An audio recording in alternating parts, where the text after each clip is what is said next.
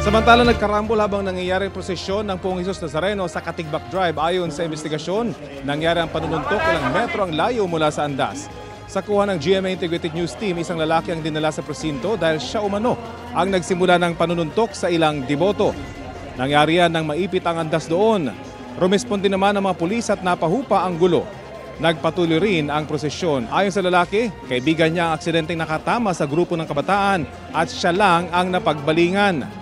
Nagtamo siya ng ilang sugat sa katawan.